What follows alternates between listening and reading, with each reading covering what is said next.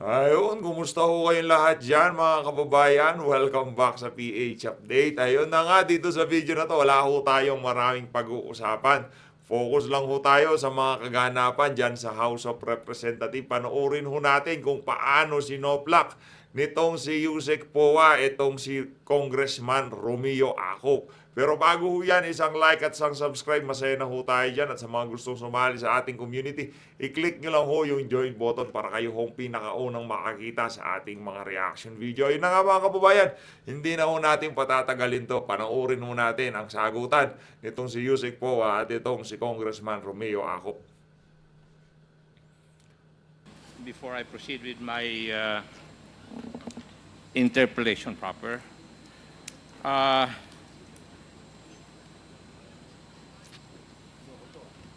Attorney Pua, Yes, Yeah. sir. Yeah, Mr. Chair. would it be correct that you stated in the previous hearing na only the Vice President and the SDO know where the confidential funds went? Naku. Based on the documents, Your Honor, I would assume so. Did you state that? I was asked, Mr. Chair, I was asked, Your Honor, I think by Representative Castro, if I knew anything about it. And I said na sa totoo, wala po talaga akong kinalaman sa management or operation ng confidential funds. So if I remember correctly, and the transcripts would probably bear me out, tinanong niya, kung hindi ikaw sino? So I said, I would assume the signatories, Your Honor, of the certifications and of the other documents. And she asked me who, so I said the SDO and probably the head of agency. So yung sagot po ninyo, it's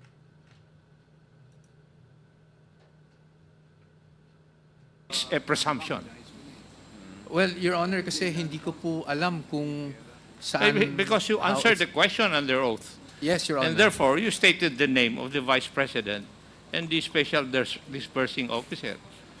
That they're the only ones who know where the confidential funds went. Ang gusto kong mangyari dito nitong si Congressman Romeo Acop, itong si Yusek Poa, ilaglag ho itong si Vice President Sara Duterte. Pakinggan nyo ho mga kababayan. That is correct, Your Honor. No? That is Because why I asked based you on the documents, yes. whether you stated this statement in the last hearing. Yes, Your Honor. But just to clarify, I mentioned that it was based on the documents, Your Honor, because the documents would point that way. Kasi kung titingnan ko yung statement po ninyo, kung wala nang ibang nakakalam kung saan napunta yung pondo, ay dadalawang bagay lang ang nangyari. Di ba? Kasi either ibinulsa nung ni VP o ni STO o ginamit sa ibang bagay. Grabe naman yan. Kung makabulsa ka naman, sir, ibang klase naman talaga tong si Congressman Romeo Acop. Ni VP at saka ni SDO. Hindi po ba? Your Honor, please, I wasn't... Hindi, yun po yung sagot But ninyo. I wasn't That's why- alluding to Naku! that, Your Honor. I was I beg your asked- pardon? I wasn't Romeo Acop, alluding to that, Your nakadiri ka, Honor, sir. if I may No, beg your actually- indulgence. Opo. Pawa, correct me if I'm wrong. Di ba? Yung pondo allocated sa office. Tama. Nag-cash advance sila from Land Bank. Tama. Land Bank, nag-cash advance sila doon, dinala sa opisina. Ang makaalam na lang doon ay yung head of office or head of agency at saka yung special disbursing officer. Tama. Di ba ba? At yung special disbursing officer, yun yung mag-allocate kung saan pupunta yung gagastusin yung pondo. Di po ba? Sagutin niyo ako, Kowa. Do you agree with me? Yes. Pakisabi sa mic para marinig po lahat. With your permission, Your Honor, yes po, Your Honor. Yes. And therefore, kung yung liquidation or clearing process ay hindi totoo at bogus, ibig sabihin, nagamit yung pera sa ibang bagay. Would you agree with me, Kowa?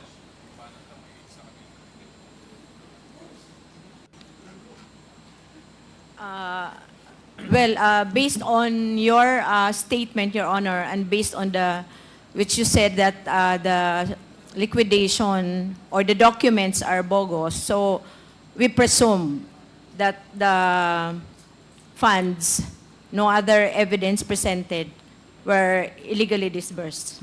Hindi po ba kayo kumbinsido sa mga sagot ninyo at saka sa mga katanungan na aking makasama na yung DEPs or documentary evidence of payments or acknowledgement receipts ay puro may diferensya?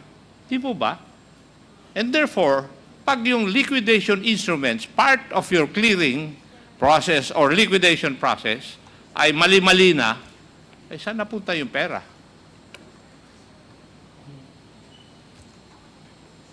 Tell me. Dalawang bagay lang po. Kasi dami ko na naimbestigahan na ganito nung nasa pulis ako eh. Saka sa Ano, nakakulong na ba sir yung mga inimbestigahan mo nung pulis ka pa? Kung nakakulong na sampahan mo ng kaso si VP Sara. Hindi natin maintindihan. Ano pang hinihintay nyo mga sir? Sampahan nyo na ho itong si Vice President Sara Duterte. Ano nyo na, i-impeach nyo na. Nakahaba-haba nyo pa PCINP. Di ba? Either ibinulsa or ginamit sa iba. Either way, mali. Di po ba? Would you agree, COA?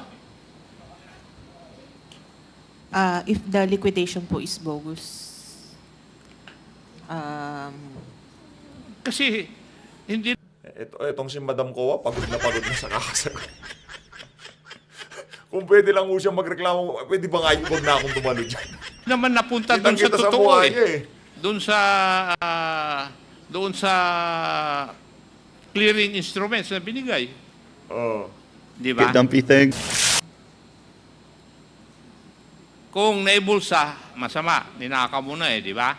Ngayon, kung ginamit sa iba, technical malversation yun. Oh. Would you agree with me, attorney? that is assuming it was not used as confidential expense po. Mali na nga yung clearing instrument sa liquidation process eh. Yung mali yung pag-clear at saka pag-liquidate, what is your conclusion? That the funds were not used as confidential. Supposed to be used. As As it is supposed to be It is used. supposed to be used. Yes. That is the logical conclusion. Hindi po ba? Would you agree with me, Madam Attorney? Magtatanong ka tapos yung tanong mo, ano, mag-a-agree ka ba sa sinasabi ko? Huwag ka na magtanong, nakanto ka ba't yung pahingi kung... Ayan ang hirap po dito sa ano na to, kaya wala nang gustong pumuntang resource person, ha? Diyan sa mga pagdinig, sa House of Representatives, yung mga ganyang style ng mga congressman. No?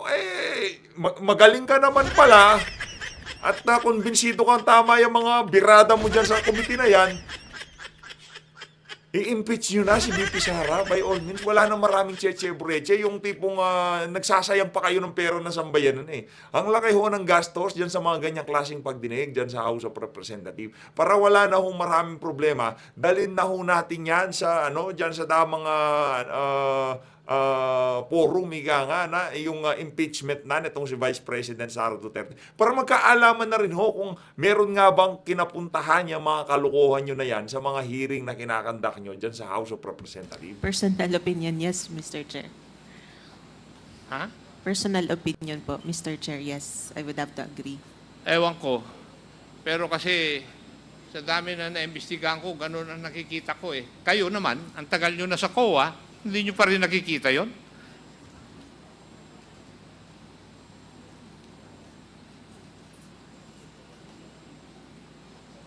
Di ba? Kasi if your liquidation or clearing process is wrong, di definitely yung kung saan pinuntan yung pera, hindi po dun sa tama.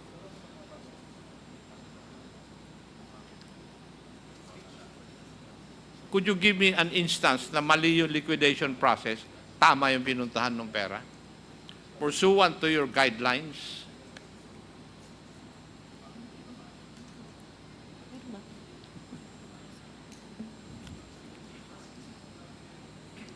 Yun nga po, Mr. Chair, personal opinion, the if the confidential funds were not used as it is intended to be used, it's already technical malversation. Yes, kasi kitang-kita naman na yung paggamit po nila sa pondo, parang nilegalize lang nila by their submission to you, yung DEPs nila o kaya ARs or acknowledgement receipts.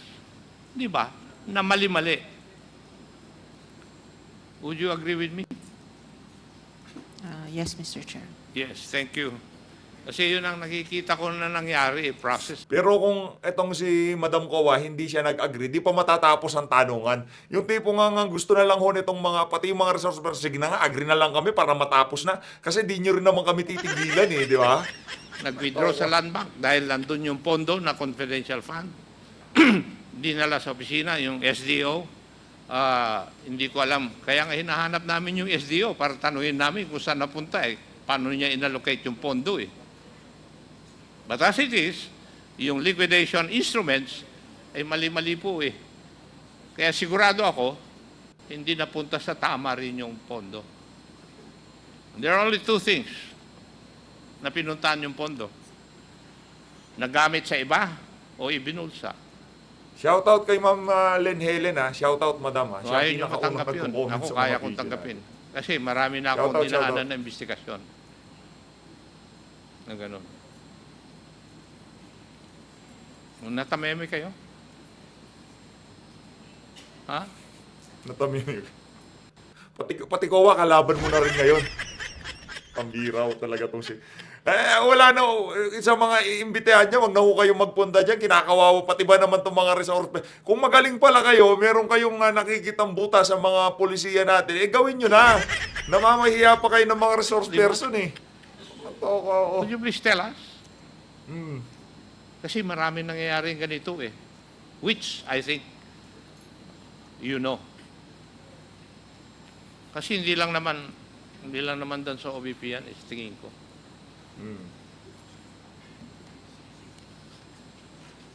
Okay? So,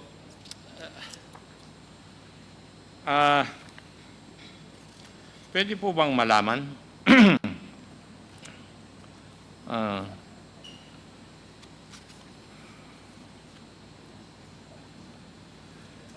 Yun pong mga certification na ginamit po yung security group ni Vice President. Tinanggap din po ninyo.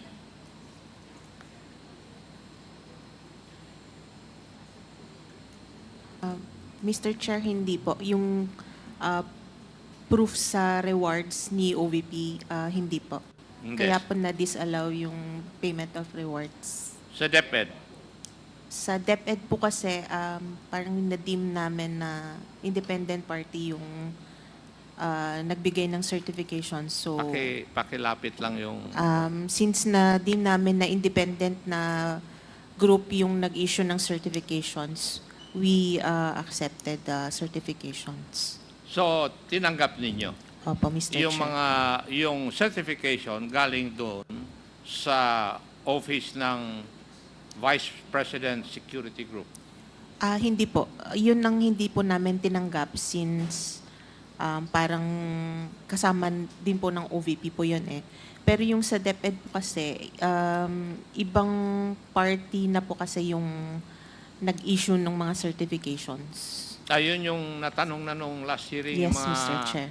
Philippine Army units Yes, Mr. Chair. na nag-conduct ng Youth Leadership Summit. Yes, Mr. Chair. Yes, thank you.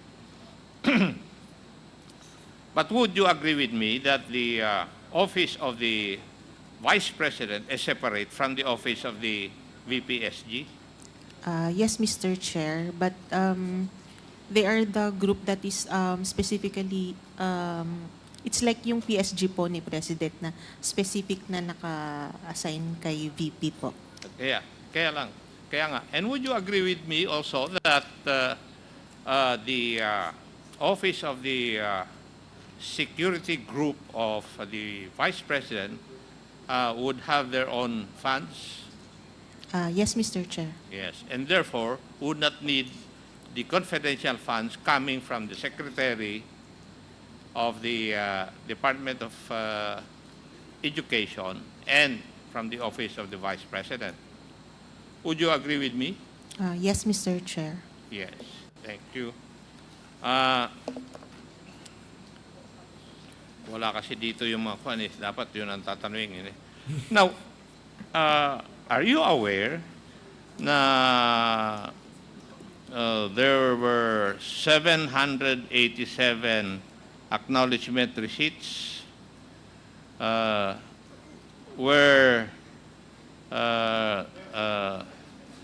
there were no names but there were signatures?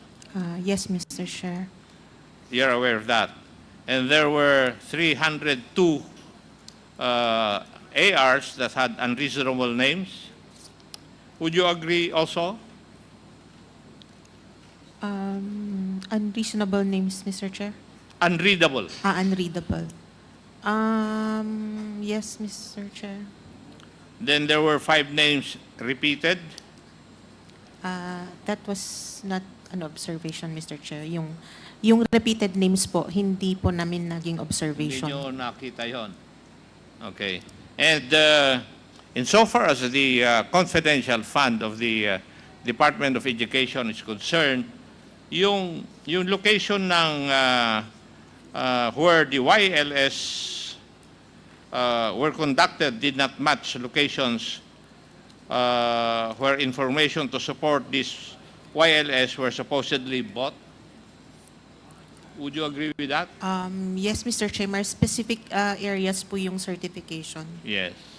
Now, would you also agree that there were identical entries, amount expended, and number of receipts for the second and third quarter of 2023 for entries on provision of medical and food aid?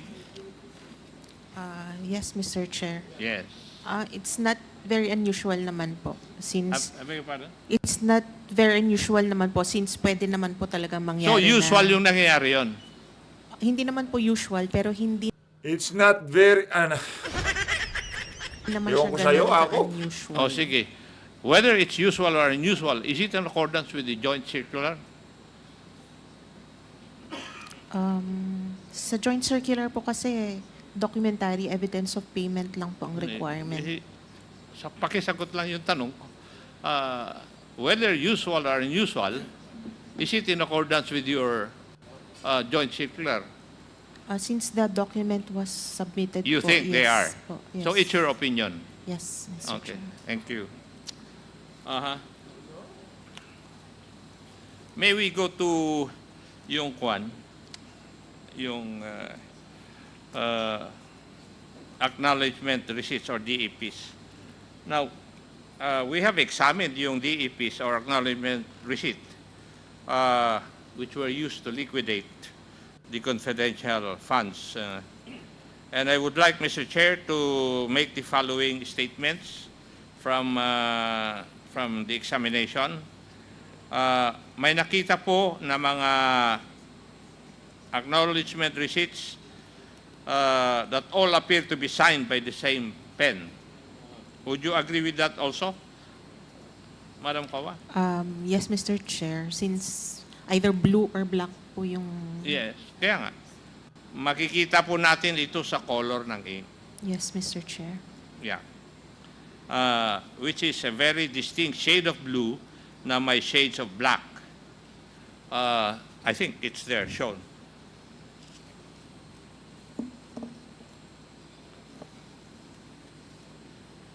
Yan di po ba yung acknowledgement receipts na nasa inyo? Yes, Mr. Chair. And wala po kayong napansin? Yung ni-note lang po namin is yung mga iba ang date, yung mga unsigned. Yun po, Mr. Chair. Ganon. Yes, Mr. Chair. Mr. Chair, I would just like to manifest that all these acknowledgement receipts are under the names of different persons, pero wala po dyan yung naulit. Dyan po sa 10 na yan.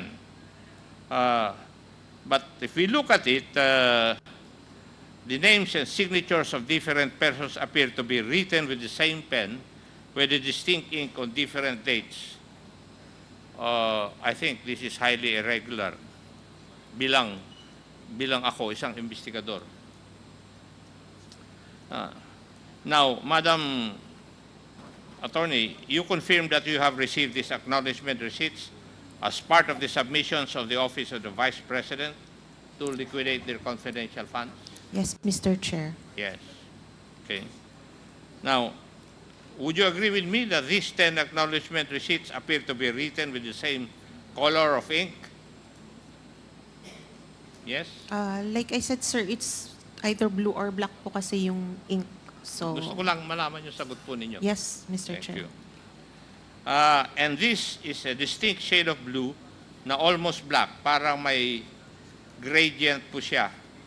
Tama. I cannot remember. Kaya nga ikaw, na, sabi mo, Mr. ang sagot Chair. mo, it's either blue or black eh. Kasi parang naglalaro yung ink na ginamit sa blue or black. Yes, Mr. Chair. Common Yeah. naman po yun na nakikita namin either blue or black ang signature. When you say common, sa lahat po ba ng opisina na inaudit niyo, ganyan? Either blue or black. Yes, Mr. Blue or Chair. black din? Sa lahat ng opisina ng gobyerno na inaudit ninyo? Yes, Mr. Chair. Like, kami rin, sir, either blue or black po ang ginagamit namin. Ha? Either blue or black din po yung ginagamit namin. Yeah. And I would like to show kung ano yung ink dun sa pag-imbestiga namin eh. Yan. Yung kulay. It's Prussian blue. Would you confirm that this is the same or very similar color as the ones in the ARs that were submitted to you? Hindi ko na maalala yung itsura, Mr. Chair. Okay. Ito ka pati mo no. Ay, nako. Tingnan po natin yung yung pinirmahan ni Assistant or ASEC Ortonio. Hindi po ba parehas yung pinakita ko na Prussian blue? Hindi pa ba kaya nagsasalita itong si Vivi? Baka nagsasalita na siya nito. Mukhang parehas, Mr. Chair. Ha? Mukha pong parehas. Parehas. So, it's the same ink used by ASEC Lemuel Ortonio, the Assistant Chief of Staff of the Office of the Vice President. Tama? Mukha pong pareho, Mr. Chair. No.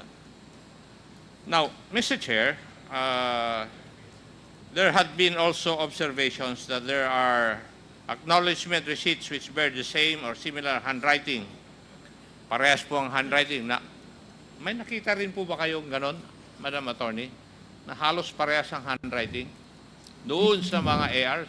Hindi naman po kami experts sa handwriting, Mr. Chair. Hindi naman kailangan ng expert para makita ko minsan yan eh. Comsec, pwede ba ipakita yung yung picture ng halos parehas ng ng handwriting? Yung AR dated July 27, 2023 and July 25, 2023. Kung pwede ipakita. Sir, may I be acknowledged while we're waiting for ICTS to fix the technical problem? Yes, Comsec, you are acknowledged. Your Honor, we would like to recognize Honorable Julian Jam Baronda, Deputy Majority Leader from the Lone District of Iloilo. Ako naliliwanagan dito sa yung Forward na ho natin. There is a deficiency, I think, that you have noted, that the payment of rewards to informers must be supported with documents evidencing the success of the information gathering and or surveillance activities on account of the information given by the informer.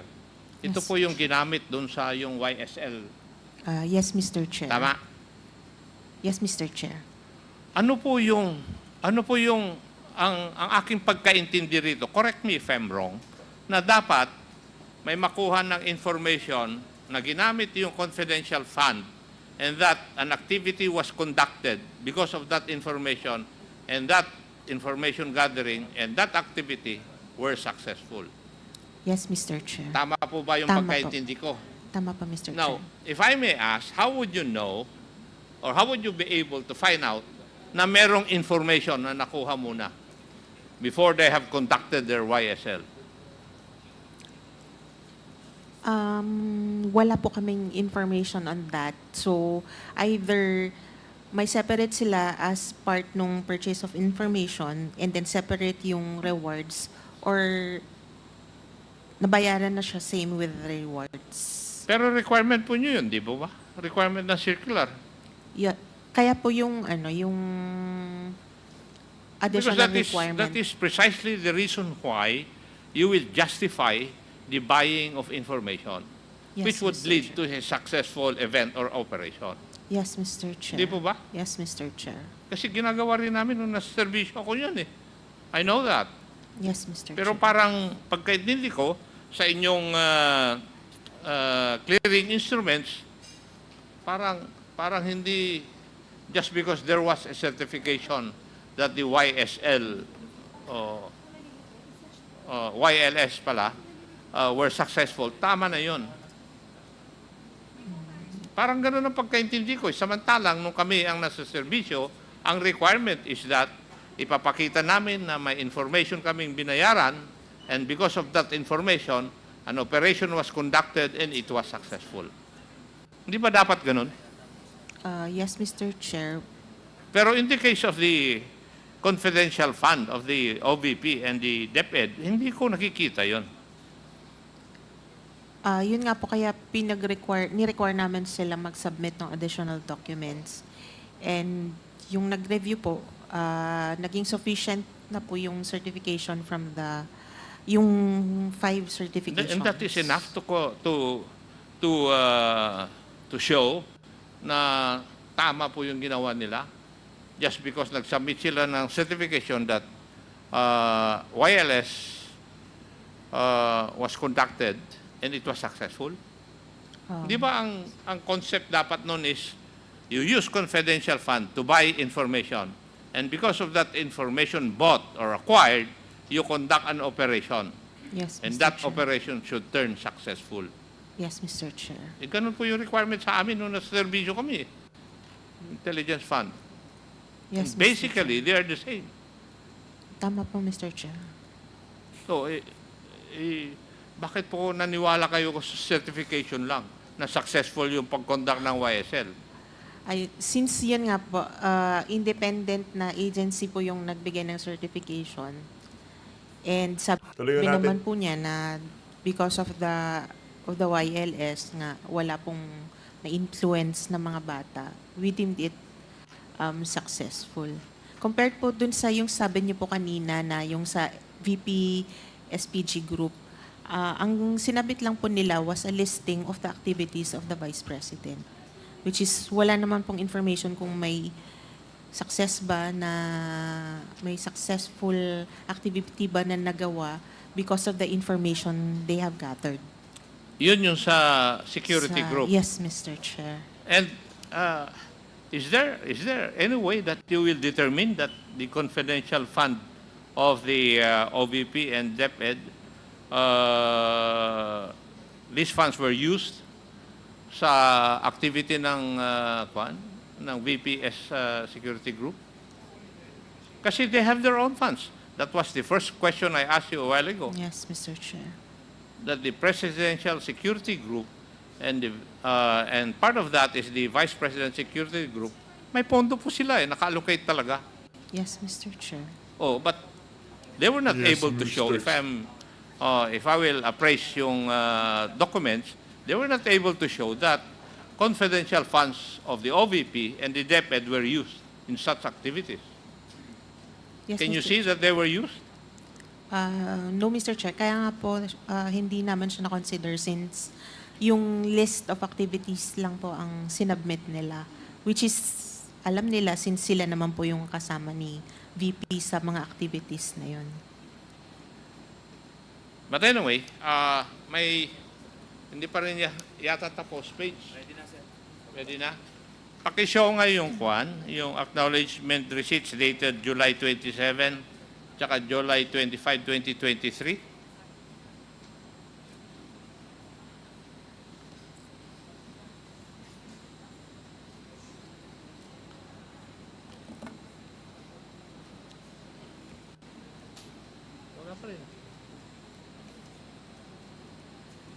Pakita mo na lang sa kanya. Madam Attorney, papakita ko na lang sa iyo yung observation namin.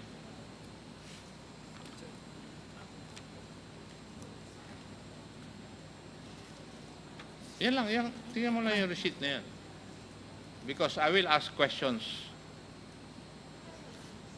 Okay? Kawawa yung kowa sa kanila eh. Did you notice na isa lang ang gumawa nito? Mr. Chair, sorry, Yun tinignan ko lang. ang sinasabi ko eh. Kaya tingnan mo. You observe it properly. Ayan na. Okay na. Ayan. Nakita mo? Yes, Mr. Chair. Would you confirm that these were submitted to your office? Yes, Mr. Chair. Yes. Now, if you observe, kindly observe the letter J. Tama po ba na halos parehas yung letter J dyan? Yes, Mr. Chair. Yes? Tama rin po ba na parehas din yung color ng ink na ginamit at saka yung lapad po ng Pambihira ho talaga itong mga ano na to, itong mga congressman na to. Naging ano na ho, naging forensic, investigador, lahat-lahat na ho, kayo na. pagkasulat? Grabe talaga ho. Sige Yes, lang, Mr. tuloy nyo lang Chair. yan. Would you be able to state, Madam Attorney, na these two receipts were written by the same person? Probably, Mr. Chair. Probably. Pero these are two different acknowledgement receipts indicating different dates Yes, and Mr. indicating different payees. How can that be? Chair. Pwede naman pong either of those two persons wrote the same and then someone else So that is signed. regular? No. I'm not saying regular po, pero it Hindi could nga, happen po. tinatanong ko nga is, nagkakaroon tayo ng observation. Now, Yes, Mr. do you think this is regular?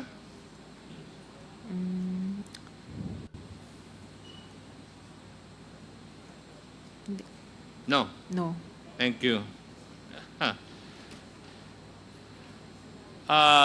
Mr. Chair, makikita po natin dito na there are certain things na irregular insofar as the DEPs or acknowledgement receipts submitted by the two offices doon po sa COA.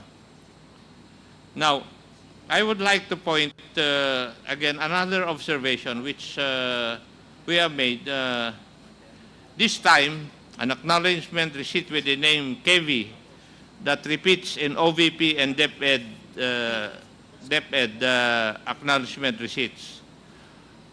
Kindly show yung OVP at saka DepEd acknowledgement receipts.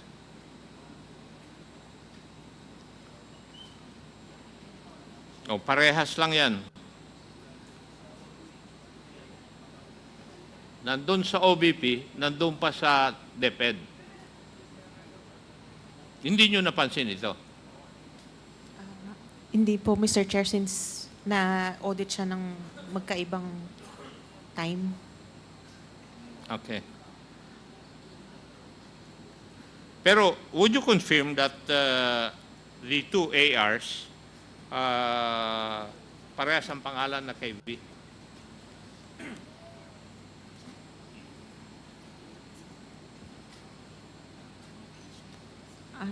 Hindi ko na maalala yung exact document, Mr. Chair. Sige, yeah, I'll give you the benefit of the doubt. Again, Mr. Chair, pwede po bang ipakita natin yung last AR dated 12/30/2022?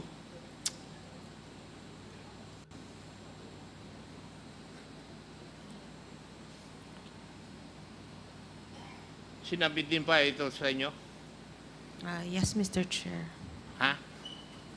Yes. Yes. Basta lahat po ng sinubmit namin po, Mr. Chair, sa inyo, galing sa amin po. Oh, sige. Yun ang binigay nyo sa committee. Yes, Mr. Tama, Chair. na nabasa namin. Yes, Mr. Chair. Yes. The name would read, tama po ba? Mary Grace Piatos? Piati? Ha? Piati? Piatos. Piati? Ang pagkabasa ko, Piatos eh. Y po yung last? Y, hindi S. May ano po siya eh. Ayun o, tingnan mo. Y po. Since masyado nang mababa yung tail. Okay. Now, sa tingin mo, totoong tao yan?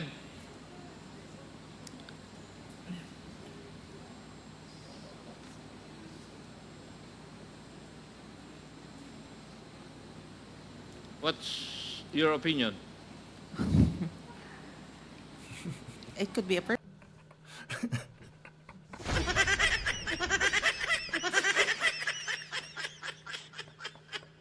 Anong klase anak na to? Tatanong mo sa resource person, Mary Grace Piatti, sa tingin nyo, totoo ba tao yan? Person. Pambira talaga to Could siya be a ako. person. Pero, Ibang klase. would you know na merong restaurant na Mary Grace ang pangalan? Yes, Mr. Chair. Cafe At meron Mary ding Grace. piatos na brown ng potato chips? Yes, Mr. Chair. Would you know that? Yes, Mr. Chair. Yes. Ayun ako. Anyway, It's at Piatti. least alam mo rin pala mga yon. Now, Yeah. Mr. Chair, Mary Grace Piatti.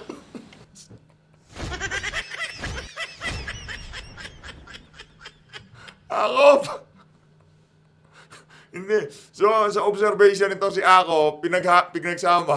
Ano, paborito mo ba yung pagkain na yan? Mary Grace tapos Piatti. I would just like to repeat sa what ulo I've tumama said na a while to. ago, na everything na tinanong ng aking mga kasamahan tungkol sa documentary evidence of payments or acknowledgement receipts ay karamihan po ay hindi po totoo. Ganon? And therefore, if hindi po totoo, hindi natin malalaman kung saan talaga napunta yung pondo, yung confidential fund, until and unless we would be able to grill yung dalawang SDOs. The SDO of the Office of the Vice President and the SDO of the Department of Education.